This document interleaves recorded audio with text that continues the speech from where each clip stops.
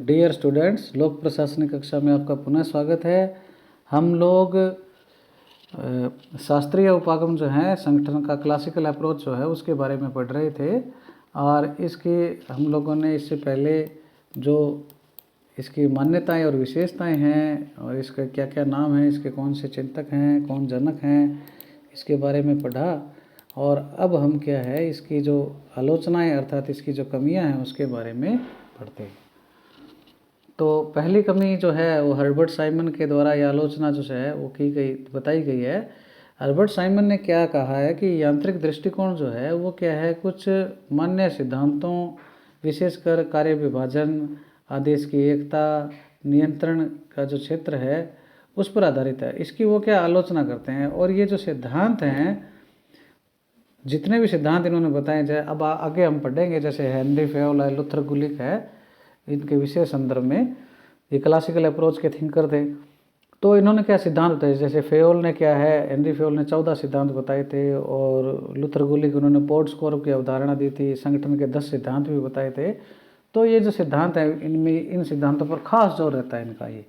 तो इन सिद्धांतों को क्या इन्होंने क्या हर्बर्ट साइमन ने क्या कहावतें कहा है। क्यों कहा है? क्योंकि ये जो सिद्धांत है ये एक दूसरे को काटते हैं। जैसे आदेश की एकता है और नियंत्रण की जो विस्तार है उसका सीमित है होना, वो क्या है, दोनों संभव नहीं है। तो इस प्रकार से क्या ये विरोधाभास है। अब संगठन के सिद्धांतों को आगे पढ़ेंगे तो उससे और ज़्यादा क्लियर हो जाएगा आपके। इसी प्रकार वो कहते हैं कि जो 4P है, purpose, process, person and place, इसके बारे में पढ़ेंगे। तो ये भी क्या है कि इसके आधार पर होने वाला जो कार्य विभाजन है, किस स्थान पर हो, किस विशेष स्थिति में हो, कौन से सिद्धांत पर बल दिया जाए, ये क्या है 4P भी क्या है, क्लियर नहीं है। तो कुल मिलाकर हर्बर्ट साइमन क्या है, इनको कहावतें कहकर इनकी संगठन के सिद्धांतों की आलोचना करते हैं। दूसरी आलोचना इस आधार पर की जाती है क्लासिकल अप्रोच की कि ये क्या है, एक संकुचित दृष्टिकोण है, अर्थात संगठन और व्यक्ति में परस्पर संबंध नहीं है, ये ऐसा मानता है। ये हम पढ़ चुके हैं।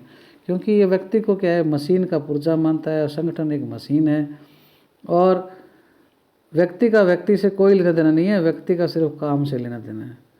तो इस प्रकार से क्या है, ये एक संकुचित विचारधारा है और संगठन और व्यक्ति को क्या है, अलग दृष्टि से देखता है, वो एक दूसरे से जुड़े हुए नहीं हैं। अगली आलोचना ये है कि ये उपागम जो है वो संरचना पर और औपचारिकता पर, अर्थात नियम, कानून, कायदे, संगठन चार्ट जो हैं उन पर क्या है, बहुत ज़्यादा जोर देता है। जो मानवीय आयाम है संगठन के, मनुष्य जो है उसके बाहर के जो आर्थिक, सामाजिक, मनोवैज्ञानिक जो आयाम है संगठन के, उन पर क्या है, ये कोई जोर नहीं देता। अगली आलोचना इस आधार पर की जाती है कि ये चार्ट हैं, संगठन के नियम हैं, कार्यविधि हैं, कानूनों हैं, उनको ज़रूरी मानता है, जबकि वास्तव में प्रत्येक संगठन क्या है, इन पर नहीं टिका होता और न ही सभी तथ्य चार्ट जो हैं उनके द्वारा हम क्या किसी संगठन को समझ सकते हैं। तो संगठन के कुछ अन्य पहलू भी होते हैं।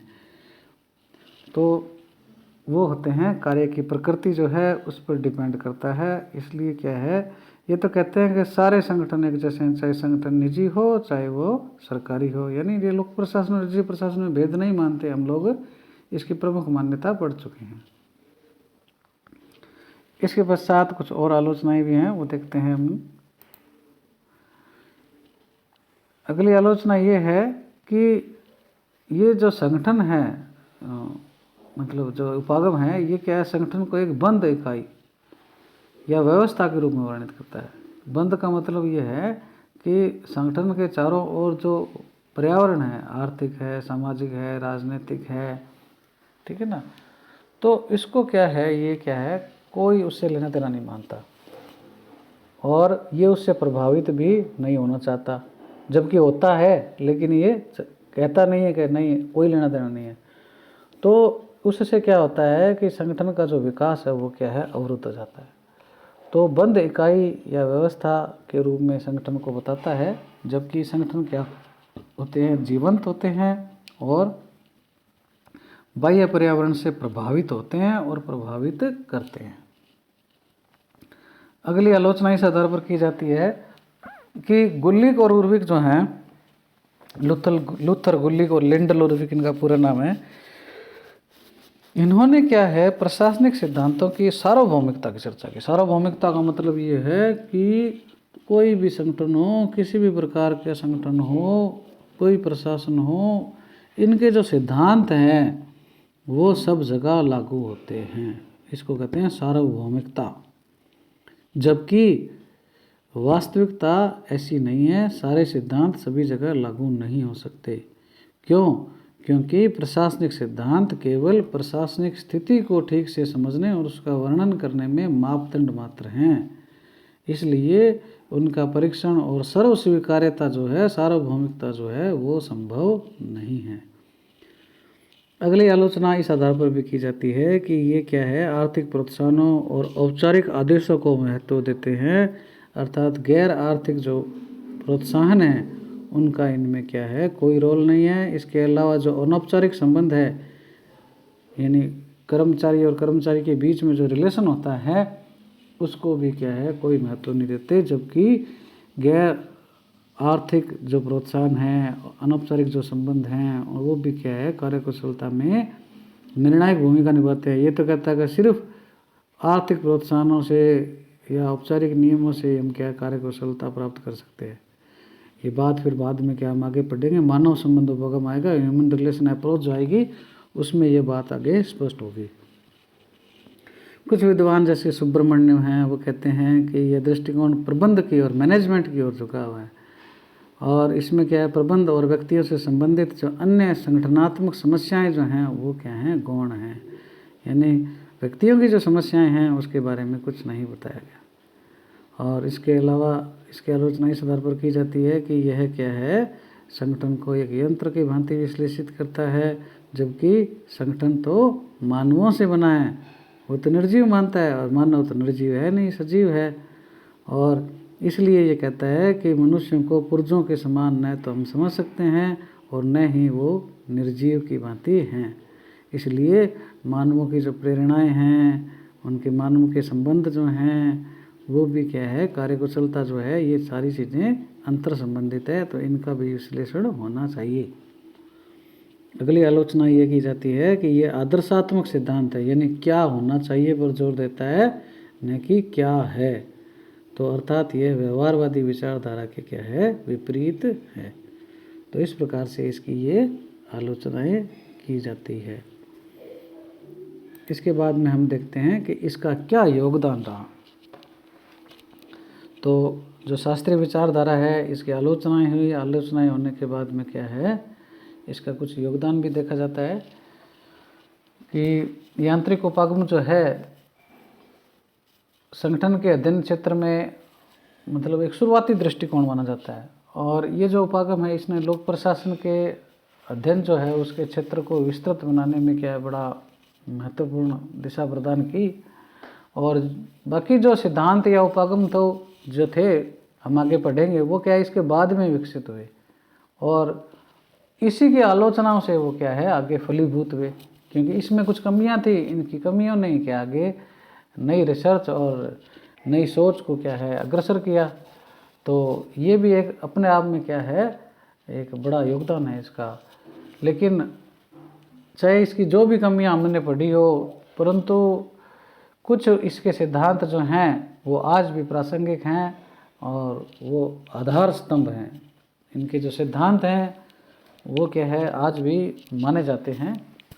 तो हम क्या है, इनके योगदानों को क्या है, थोड़ा बिंदुवार देखते हैं। तो पहला क्या है योगदान इसका, कि संगठन के इस परंपरागत उपागम या सिद्धांत ने अध्ययन और व्यवहार के रूप में प्रशासनिक संगठनों की पृथक पहचान स्थापित की। यानी इसने बताने का प्रयास किया कि जो ऑर्गेनाइजेशन है वो उनको क्या है, किस ढंग से बनाया जा सकता है, उनको कैसे ज़्यादा कार्यकुशल बनाया जा सकता है, कैसे मितव्ययता से काम कराया जा सकता है, कौन से संगठन के सिद्धांत हो सकते हैं, ये सारी बातें इन्होंने क्या है बताई। तो एक क्या है, मतलब एक नया पहचान जो है प्रशासनिक संगठनों को इसने क्या है प्रदान की। अगला योगदान जो है वो यह है कि इस उपागम ने क्या है, औद्योगिक जो संगठन है उसमें उत्पादन बढ़ाने की दिशा में क्या प्रयास किए जा सकते हैं, इसके बारे में बताया। क्योंकि इनका क्या है, कार्यकुशलता और मितव्ययता मेन टारगेट था। तो ये जो है, ये भी इसका एक योगदान माना जाता है। इसके अलावा सत्ता है, उत्तरदायित्व है, प्रत्यायोजन जो है उसके बारे में पहले कोई ज़्यादा खास चिंतन नहीं था। तो इन्होंने क्या है स्पष्ट रूप से बताया कि काम का कैसे बंटवारा किया जाए, कार्य विभाजन जो है, और पावर कितनी दी जाए, जिम्मेदारी कितनी तय की जाए। तो ये सारी चीज़ें जो हैं सत्ता, उत्तरदायित्व, प्रत्यायोजन जो है इसके बारे में स्पष्ट चिंतन जो है इन्होंने दिया था। इसके बाद में इनका योगदान इस बात का भी है कि इन्होंने क्या है जो प्रशासन है इसको एक अलग विषय के रूप में स्थापित करने में बड़ा इनका योगदान रहा। हालांकि वुड्रो विल्सन ने कहा था कि राजनीति जो है वो प्रशासन से अलग हैं, परंतु प्रशासन में क्या कुछ किया जाए, क्या पढ़ा जाए, इसका एक बौद्धिक चिंतन जो है वो क्या है इन्होंने एक प्रशासन को विज्ञान के रूप में स्थापित करना चाहा। क्योंकि ये कहते हैं कि प्रशासन तो प्रशासन है, वो हर जगह, जैसे विज्ञान के नियम हर जगह लागू होते हैं, तो वैसे ही ये कहते हैं शास्त्रीय अप्रोच के जो चिंतक हैं वो भी कहते हैं कि प्रशासन के जो सिद्धांत हैं वो सब जगह लागू होते हैं जैसे विज्ञान के नियम होते हैं।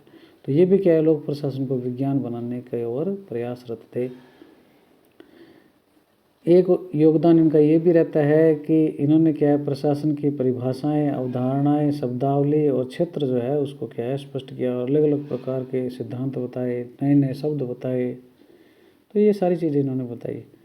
और इनकी कमियां जो थी उन्होंने ही क्या है और ज़्यादा आगे अनुसंधान है उसको आगे बढ़ावा दिया, और उसके बाद ही क्या है फिर ये दूसरी जो अप्रोच है, सिद्धांत जो हैं, उपागम हैं, जिनको हम बाद में पढ़ेंगे, वो आ पाए। तो ये इनका क्या है योगदान है। इसके पश्चात हम क्या आगे हेनरी फेयोल जो हैं उनके बारे में अगली बार पढ़ेंगे।